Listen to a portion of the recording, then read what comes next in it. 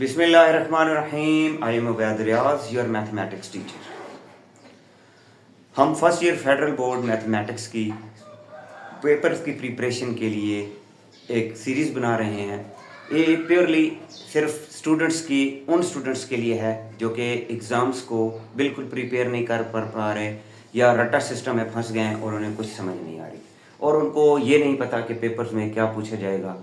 तो ये सिर्फ उन लोगों के लिए है। इसके अलावा दूसरे लोग इससे मुस्तफ़ीद हो सकते हैं, लेकिन वो सिर्फ कंसेप्ट को समझें और अगर उनकी बाकी चीज़ें भी प्रिपेयर हैं तो ये उनके कंसेप्ट मज़ीद अच्छे हो जाएंगे। पेपर तकरीबन 80 to 90% यही चीज़ें आती हैं जो मैं आपको बता रहा हूँ। जो बाकी मिसिंग चीज़ें हैं वो मैं बाद में लगा दूँगा। तो हम चलते हैं चैप्टर नंबर 5 पे। तो चैप्टर नंबर 5 है डिवीजन ऑफ पॉलिनोमियल्स। पॉलिनोमियल्स ये होते हैं कि ये डिफरेंट जो कि वेरिएबल की फॉर्म में जो रकम होती हैं इनको पॉलिनोमियल्स बोला जाता है। इनको मैथ में दो थ्योरम के ज़रिए सॉल्व किया जा सकता है क्योंकि ये क्या इसका फैक्टर चेक करने का तरीका होता है। एक तो होता है रिमाइंडर थ्योरम और एक होता है फैक्टर थ्योरम। रिमाइंडर थ्योरम में ये होता है कि आपको एक फैक्टर और एक पॉलिनोमियल दे देते हैं और ऊपर मेंशन कर देते हैं कि ये आपने चेक करना है कि क्या ये इस पे डिवाइड हो रहा है या नहीं। अगर ये सिंपल डिवीजन होती तो हम क्या करते, इसको सिंपल डिवाइड करते, चेक करते। अगर हमारा रिमाइंडर 0 आ जाता तो हम कहते कि ये जी वाकया इसके साथ कंप्लीटली डिवाइडेड है। लेकिन अब इस तरह है कि हम क्या चेक करेंगे, रिमाइंडर थ्योरम। तो रिमाइंडर थ्योरम में क्या होता है, जो फैक्टर उसने दिया होता है उस फैक्टर को इक्वल टू 0 पुट कराते हैं, फिर +2 को दूसरी साइड पे लेके जाके इस x की एक वैल्यू निकाल लेते हैं, फिर इस वैल्यू को मेन जगह पे इंपोर्ट कर देते हैं, यानी कि वापस ले जाते हैं और फंक्शन में जिस जिस जगह पे x है वहां पे वो वैल्यू पुट करा देते हैं। पुट कराने के बाद जैसे आप देखें कि 2x³ + 3x² - 4x + 1 है, तो 2 - 2 का क्यूब प्लस 3 - 2 का स्क्वायर -4 - 2 + 1। जब हम इसको सिंप्लीफाई करें तो ये 2 की 3 पावर 8 और ये माइनस में आती है क्योंकि पावर जो है ऑड में है। ऑड की पावर जब मल्टीप्लाई होगी 2 से तो -16 बन जाएगा। फिर इसको सॉल्व करेंगे तो ये इवन है, तो 2 2 = 4 4 3 = 12। फिर ये माइनस और माइनस मिलके +8 बन जाएंगे और +1। इनको सॉल्व करें तो ये -3 आता है जो कि एक रिमाइंडर है। इसका ये मतलब है कि ये 0x + 2 इसको 0 नहीं कर सकता, इसलिए हम ये कहेंगे जी x + 2 इस पे डिविजिबल नहीं है। अगर वो ये रिमाइंडर थ्योरम न लिखे और सिर्फ कहे कि चेक करें क्या ये इस पे डिविजिबल है, तो फिर रिमाइंडर थ्योरम नहीं लगाना, फिर आपने सिंपल डिवीजन अप्लाई करनी है। आखिर में आपका रिमाइंडर -3 बच जाएगा और क्वेश्चन में उसने पूछा होगा कि मुझे बताएं कि इसमें कोशेंट क्या आता है और रिमाइंडर क्या आता है। तो कोशेंट आपका वो आंसर होता है जो कि ऊपर आता है और रिमाइंडर वो जो नीचे बच जाता है। इवन अगर आप डिवाइड करते हैं और डिवीजन के नतीजे में आपका रिमाइंडर कुछ भी नहीं आता, 0 आ जाता है और कोशेंट एक कंप्लीट आंसर आ जाता है, तो कोशेंट में आपने फिर भी बताना है कि ये मेरा कोशेंट है और रिमाइंडर मेरा 0 है, वहां पे लाजमी लिखना है। ठीक है। अच्छा, रिमाइंडर थ्योरम में जो दूसरी बात पूछते हैं, अब हम पहले सिंपल स्टाइल में चल रहे हैं, फिर एक कम्प्लेक्स स्टाइल में करेंगे। सिंपल स्टाइल में ये नहीं, वो ये पूछ सकता है कि रिमाइंडर थ्योरम का इस्तेमाल करते हुए ये मुझे बताएं कि m क्या है इस पोलिनोमियल में। एक पोलिनोमियल दे देगा और पोलिनोमियल में एक अननोन को साथ देगा। m हो सकता है, वो p भी हो सकता है, q भी हो सकता है, a भी हो सकता है और b भी हो सकता है। एक अननोन घुसाने के बाद वो ये कहेगा कि ये जो है इसको जब हम डिवाइड करते हैं इस नंबर से x - 2 से, या हो सकता है कि फैक्टर दे दे, यानी -2 की बजाय वो आपको ये भी दे सकता था इसकी जगह पे कि विच व्हेन डिवाइडेड बाय 2। ठीक है, ये भी कह सकता था कि जब इसके साथ दे तो वो रिमाइंडर 16 देता है। ठीक है, या तो रिमाइंडर 16 या वो कहेगा कि ये कंप्लीटली डिविजिबल है। यानी ये दो सिचुएशन यूज करते हैं, या तो यूज करते हैं कि कंप्लीटली डिविजिबल है या कहते हैं कि वो रिमाइंडर 16 दे रहा है। तो फिर क्या करेंगे, अगर उसने फैक्टर दे हुआ तो फैक्टर को x - t = 0 पुट करेंगे और -2 उधर जाकर +2 हो जाएगा। फिर इस +2 को जिस जिस जगह पे x है उधर पुट करवाएंगे और कंडीशन के मुताबिक रिमाइंडर 16 दे रहा है तो इस ओरिजिनल पोलिनोमियल में पुट कराने के बाद = 16 लिख लेंगे। अगर उसने कहा कि नहीं जी ये तो रिमाइंडर जीरो या कंप्लीटली डिविजिबल, रिमाइंडर की बात ही ना करे और कहे कि कंप्लीटली डिविजिबल है, तो फिर इस जगह पे हम क्या लिख देंगे, जीरो लिख देंगे और उस पूरी इक्वेशन को सॉल्व करेंगे।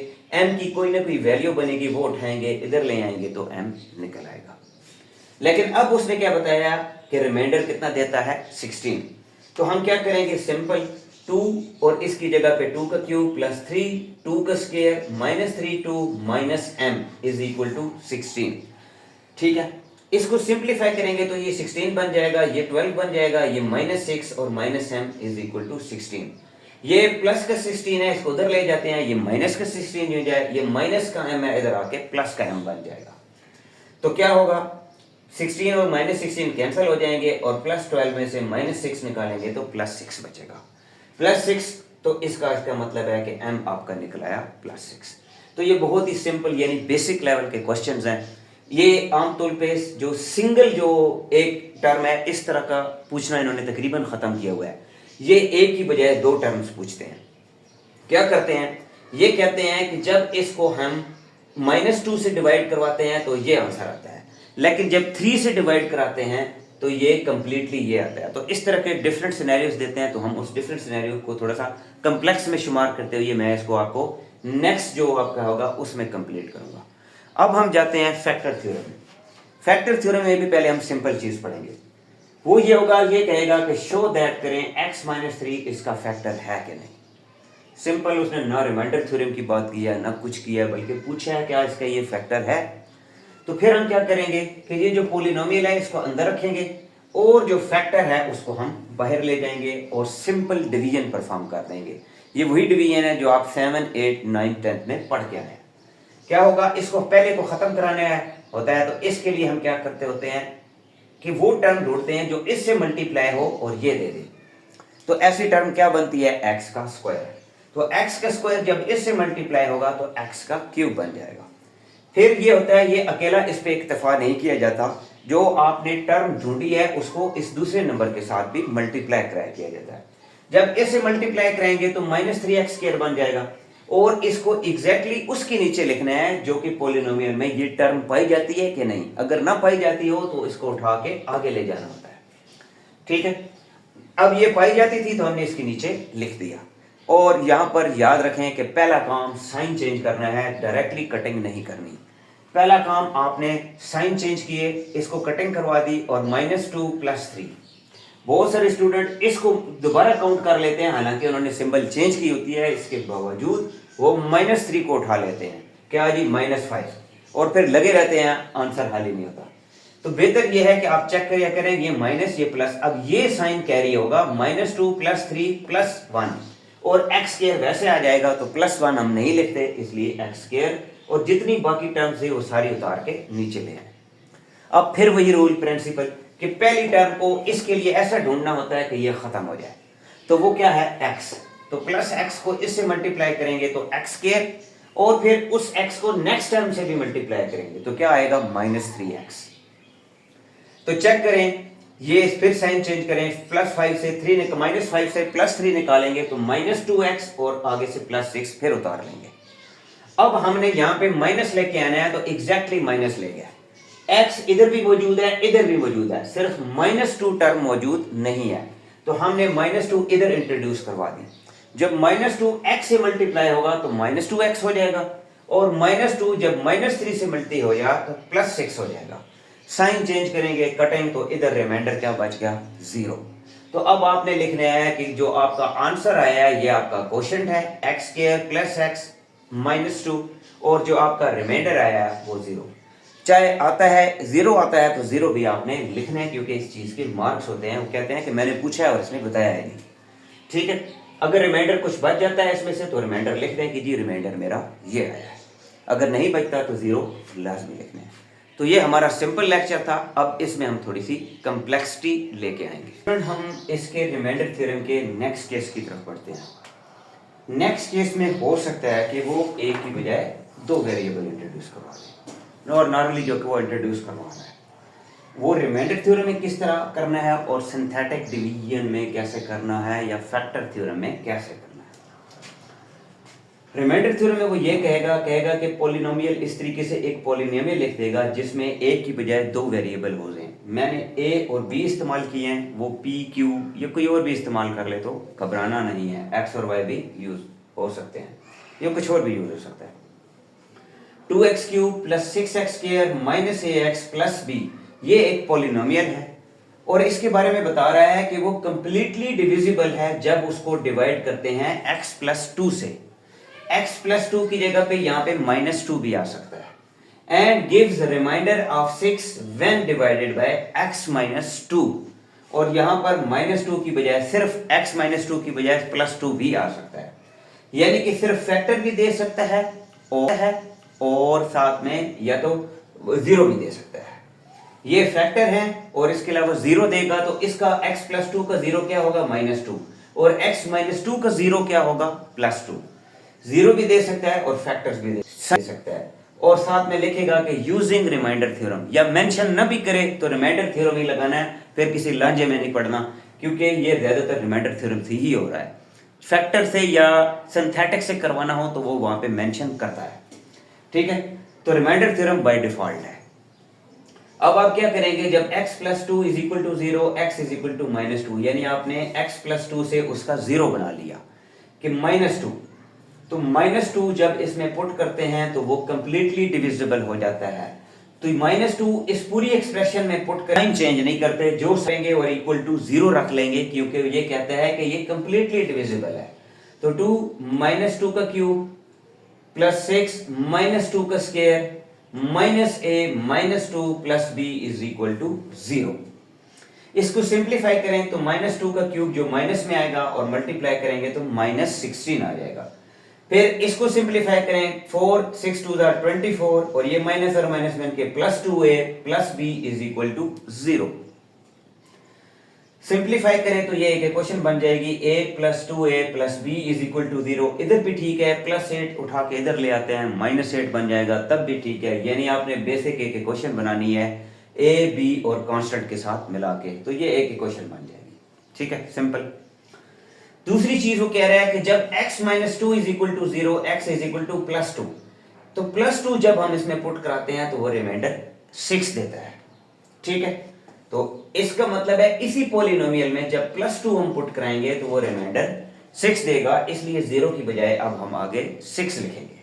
सेम सिमिलर इक्वेशन में 2x की जगह पे प्लस 2 प्लस 2 प्लस 2 लगाएंगे तो ये एक्सप्रेशन होते होते हमारे पास 16 plus 24 minus 2a plus b is equal to 6 बन जाएगी। सिंप्लीफाई करेंगे तो ये 40 minus 6 minus 2a plus b, या और सिंप्लीफाई करेंगे तो 34 minus 2a plus b is equal to 0। इसको हम इक्वेशन नंबर 2 लिख देंगे। अब सिंपल वही जो आपने 8th क्लास में कंसेप्ट पढ़ा था, एलिमिनेशन मेथड, वो यूज करें। नॉर्मली ये और ये आपस में सेम होते हैं या थोड़ा सा फर्क होता है, वही जो मैं आपको ऑलरेडी बता चुका हूं। अगर फर्क हो, इधर 2 हो इधर 3 हो, तो इस पूरी एक्सप्रेशन को 3 से मल्टीप्लाई कर देना है और इस पूरी एक्सप्रेशन को 2 से, तो ताकि हम आपस में सिंप्लीफाई करा सके। अब एक टर्म अगर प्लस में हो और दूसरी माइनस में और हो भी सेम, तो फिर हम एडिशन परफॉर्म करते हैं, फिर हम सब्ट्रैक्शन परफॉर्म नहीं करते। सब्ट्रैक्शन तब परफॉर्म होगी अगर ये भी प्लस 2a है और ये भी प्लस 2 है, क्योंकि प्लस 2a और प्लस 2a ऐड में प्लस 4 बन जाएंगे। जब प्रॉपर सब्ट्रैक्शन अप्लाई करेंगे तो साइन चेंज होगा तो ये कट जाएंगे। लेकिन अब हम ऐड करेंगे क्योंकि ये प्लस 2a है और ये माइनस 2a है। जब सिंपल एडिशन होगी तो प्लस 2a माइनस 2a से कैंसिल हो जाएगा और b अकेला रह जाएगा। तो मैंने लिखा है ऐड 1 एंड 2, 1 और 2 को ऐड किया तो 2a से कट गया, ये 42 बन गया, plus 2b is equal to 0। 2b इधर रहेगा, 42 उधर जाके माइनस 42 हो जाएगा। सिंप्लीफाई करेंगे, 2 इधर मल्टीप्लाई हो रहा है उधर जाके डिवाइड हो जाएगा, माइनस 21, और पुट b माइनस 21 1 या 2 जिसमें चाहे पुट करें तो आपका a b निकल आएगा। a और b इस तरह आपने रिमाइंडर थ्योरम के जरिए निकाल लिया। ज्यादातर आजकल वो इस तरह की सिचुएशन बना के दे रहे हैं अगर वो अननोन पूछते हैं।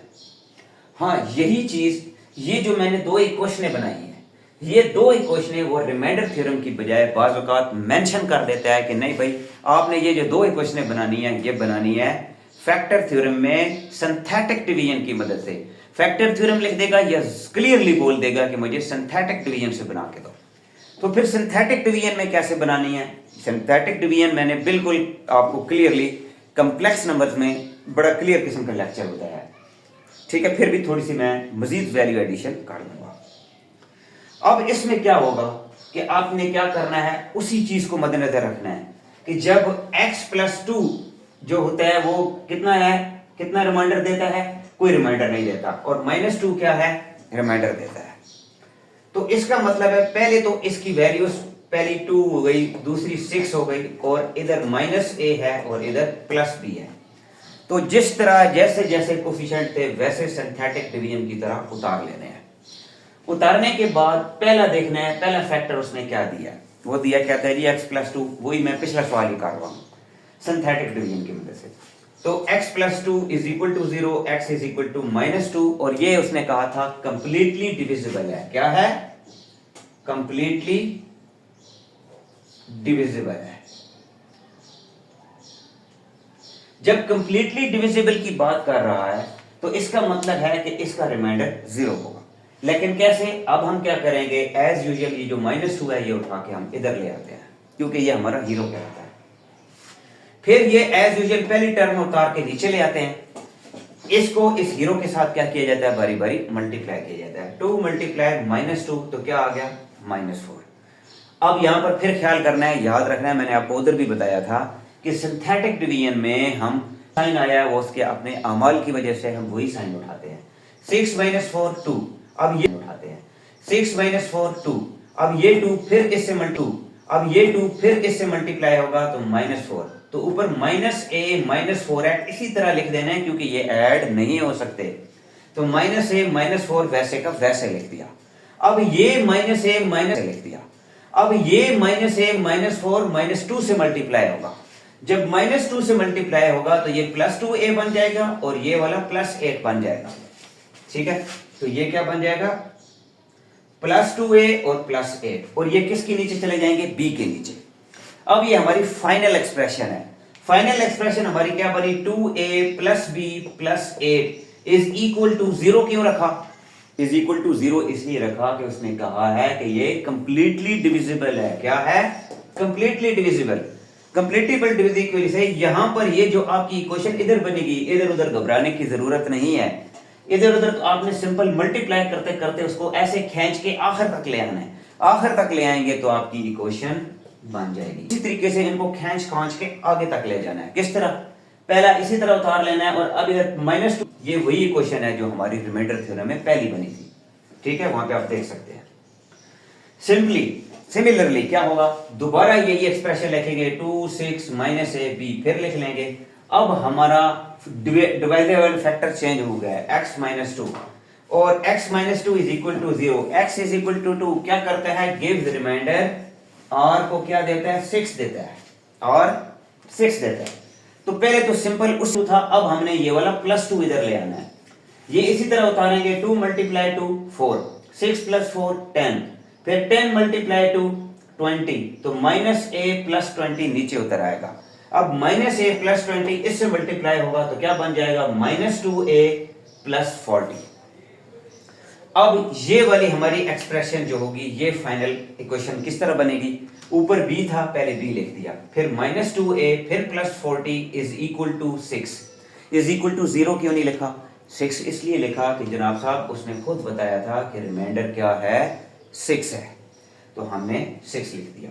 तो ये हमारी दूसरी इक्वेशन बन गई कि नहीं बन गई, उठाएं वापस ले आए, +6 को इधर ले आए, -6 हो जाएगा, और हमारी वही एक्सप्रेशन +40 - 6 इज इक्वल टू 0 वही बन जाएगी जो उधर थी। तो उसी तरीके से अब इन इक्वेशंस को वैसे ही सॉल्व करना है जैसे कि हमने एलिमिनेशन मेथड से सॉल्व किया था। सिर्फ इक्वेशन जो बनानी है वो क्या कहेगा कि रिमाइंडर थ्योरम की बजाय मुझे सिंथेटिक डिवीजन से बना के दो, ठीक है। उम्मीद है बात आपको समझ आई होगी।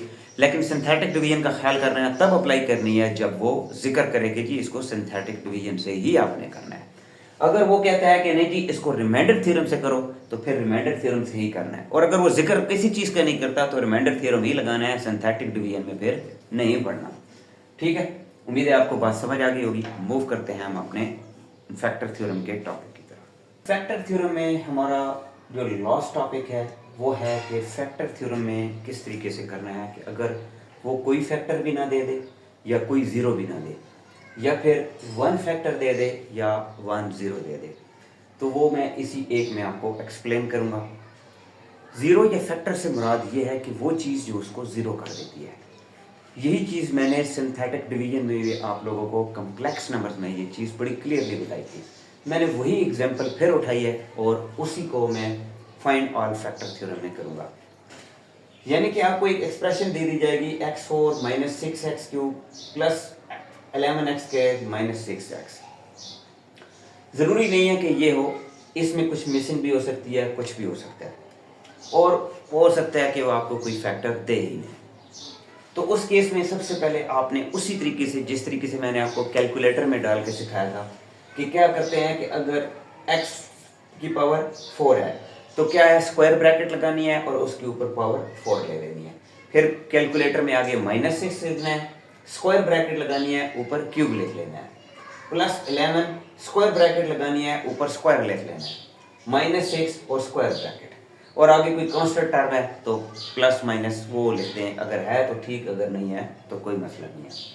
उसमें अब ऐसा करें, +1 से स्टार्ट करें, फिर -1 +2 -2 +3 -3, यहाँ ही आपका कोई ना कोई ज़ीरो निकल आएगा। जैसे कि फाइंड ऑल फैक्टर्स और ज़ीरोस बाय फैक्टर थ्योरम इसी क्वेश्चन के बारे में कह देता है। तो हमने लिखना है by hit and trial when x = 1, इसमें पुट कराएं, प्रोसेस करें तो देखें = 0 आ जा रहा है। तो इसका मतलब है कि x का जो पहला ज़ीरो है वो 1 है, और अगर फैक्टर की ज़बान में बात की जाए तो ये +1 उधर जाएगा तो -1 बन जाएगा। ठीक है। फिर क्या होता है कि अगर ये सिंथेटिक डिवीजन होती है तो ये वाला ज़ीरो हम इस्तेमाल करते हैं, और जिस तरीके से वहाँ ने मैंने सिंथेटिक डिवीजन परफॉर्म की थी आपने भी वैसे ही करनी है। लेकिन अगर वो नॉर्मल फैक्टर थ्योरम आ रहा है और सिंथेटिक डिवीजन का जिक्र नहीं किया तो आपने ये नॉर्मल डिवीजन करनी है। फिर ये जो आपका फैक्टर बन गया है इसको आपने बाय डिवाइजर के तौर पे ले लेना है, और डिविडेंड आपका x⁴ - 6x³ जो मेन एक्सप्रेशन है वो डिविडेंड बन जाएगी, और डिवाइजर x-4 बन जाएगा। अब रूल यही कहता है कि ये पहले वाली टर्म हमने ख़त्म करवानी होती है, तो इसके लिए हम खुद जहन में कैलकुलेशन करते हैं कि x4 के लिए इधर हमें क्या चाहिए, x³।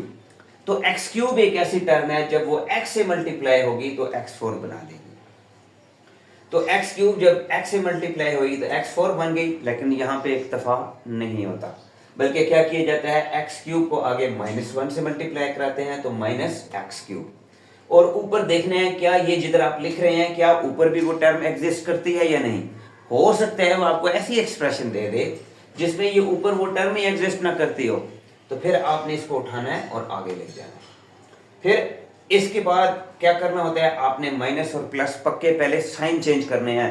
सिंथेटिक डिवीजन में हम साइन चेंज नहीं करते, लेकिन यहाँ पर चेंज करते हैं। जैसे ही चेंज करेंगे x4 कट जाएंगे, और -6x³ प्लस x³ मिलके -5x³ नीचे आ जाएगा।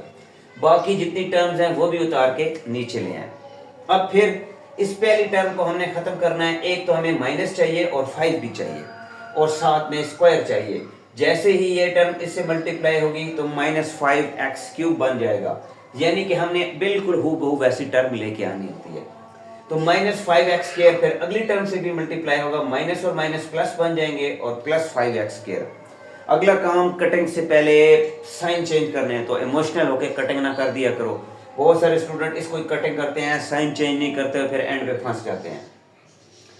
साइन चेंज करने हैं, फिर कटिंग करनी है, +11 +5, यानी कि अब ये नीचे वाली -5 है, तो 11 में से -5 निकालें तो 6x² बचता है, और जो आखिरी टर्म बच जाती है वो भी ले आए। अब इसको लाजमी बात है ख़त्म कराना है, तो एक तो हमें x भी चाहिए और 6 भी चाहिए, तो +6x मैंने वहाँ पे लिख दिया। +6x इससे मल्टीप्लाई हुआ तो 6x², और -1 से मल्टीप्लाई हुआ तो -6x। अब इन दोनों में के पहले साइन चेंज, फिर कटिंग, फिर बेशक यहाँ पर आप लोग रिमाइंडर 0 लिख दिया करो क्रॉस की बजाय।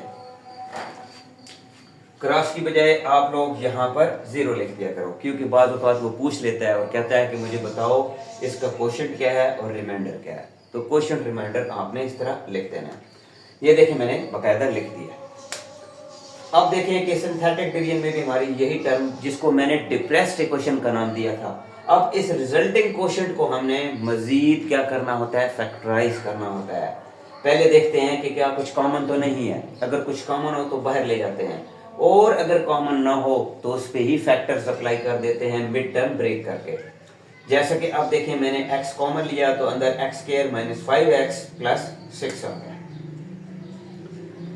अब अंदर मिड टर्म ब्रेक करके हम फैक्टर्स बनाएंगे तो x minus 3 minus 2 x minus 3, फिर सिंप्लीफाई किए तो x minus 2 x minus 3 is equal to 0।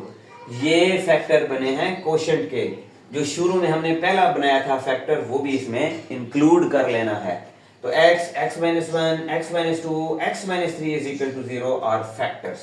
अगर वो फैक्टर की बजाय 0 पूछ ले तो पहले तो फैक्टर निकालने हैं, फैक्टर निकालने के बाद एक स्टेप और कर लेना है। उस स्टेप में आपने बारी बारी इस टर्म को देखना है कि x इज इक्वल टू 0 भी हो सकता है, x इज इक्वल टू ये -1 है उधर जाके +1 हो जाएगा, x -2 उधर जाके +2 हो जाएगा, x -3 उधर जाके +3 हो जाएगा। तो इसके 4 0 निकले हैं। तो अगर वो 0 मांगे तो एक स्टेप और कर देना है, और अगर वो 0 नहीं मांगता तो फैक्टर्स तक छोड़ देना है। तो दो ही पॉसिबिलिटीज है, कोई फैक्टर कोई 0 नहीं गिवन, या 1 फैक्टर या 1 0 दे देगा, बस ये इसी तरह ही करता है। ठीक है, फाइंड ऑल फैक्टर्स। फिर ये होगा कि हो सकता है कि वो फिर x माइनस 1 आपको खुद दे दे। जब वो खुद दे देगा तो पहला फैक्टर उसने दे दिया, अब सिंपल आपने डिवीजन करानी है और बाकी उसी तरीके से क्वोशंट और क्वोशंट को मजीद फैक्टराइज करके आपने मेन अपनी एक्सप्रेशन निकाल लेनी है। उम्मीद है ये बात आपको समझ आ गई होगी। अब हम मूव करते हैं कि जब सिर्फ 0 गिवन है तो फिर मेन पॉलिनोमियल कैसे बनाना है। तो मेन पॉलिनोमियल बनाना तो बहुत ही आसान होता है। मिसाल के तौर पे वो कह देता है कि जी 1, 1/2, 3/2 और zeros ऑफ एनी पॉलिनोमियल, और क्वेश्चन कर देता है कि फाइंड करें पॉलिनोमियल को। फिर आपने क्या कर लेना है, आपने लेट कर लेना है कोई वेरिएबल जो आपको पसंद हो। आपने क्या देना है कि जी let x is the variable in polynomial, के x वो वेरिएबल है जिससे वो पॉलिनोमियल मिल के बना है। तो क्या कर देना है, जितने 0 थे उनको बारी बारी x के इक्वल रख लेना है। x is equal to 1, x is equal to 1/2, x is equal to 3/2। अब क्या करना है कि हर एक को उधर लेके जाना है। ये +1 है उधर जाके -1 हो जाएगा, और इसको डायरेक्टली नहीं लेके जाना, पहले ये डिवाइड हो रहा है इधर आके मल्टीप्लाई हो जाएगा, 2x बन जाएगा इज इक्वल टू 1 रह जाएगा। फिर अगले स्टेप में ये वापस आ जाएगा और 2x -1 बन जाएगा, 2x -1 इक्वल टू 0। सिमिलरली ये उधर जाके 2x और इज इक्वल टू 3, और ये अगले स्टेप में 2x -3 इज इक्वल टू 0 बन जाएगा। तो 3 फैक्टर्स इस तरह बना लिए। अब इन तीनों फैक्टर्स की आपस में मल्टीप्लिकेशन कर लें तो आपको रिक्वायर्ड पॉलिनोमियल मिल जाएगा। x -1, 2x -1 और 2x -3, ये क्या है, ये फैक्टर्स ऑफ द पॉलिनोमियल थे। इनकी सिंपल क्या कर लें, मल्टीप्लिकेशन कर लें। ठीक है, पहले इन दोनों को मल्टीप्लाई किया, 4x स्क्वायर -6x, फिर -2x + 3, फिर इनको सिंप्लीफाई करके एक टर्म बनाई, और अब जो मेन एक फैक्टर रह गया था उसके साथ भी मल्टीप्लाई करा दिया। तो 4x³ -x square + 3x -4x² + 8x -3, और इनकी सिंप्लीफिकेशन की तो 4x³ -12x² +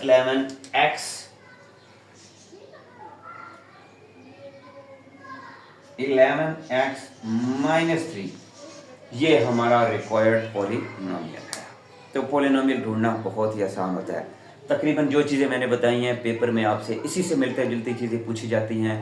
सिर्फ ये होता है कि कभी कभार ये उठाता है लॉन्ग में दे देता है और सिंथेटिक डिवीजन मांग लेता है। स्टूडेंट्स जिससे बिल्कुल आशना नहीं है तो सिंथेटिक डिवीजन के क्वेश्चंस मैंने आपको एक ही क्वेश्चन करके दिया, ये सेम, उसको आप समझें, उसके मुताबिक वो भी सीखें, क्योंकि पेपर में बाज़ औक़ात उससे वो इक्वेशन निकालना के कहा जाता है।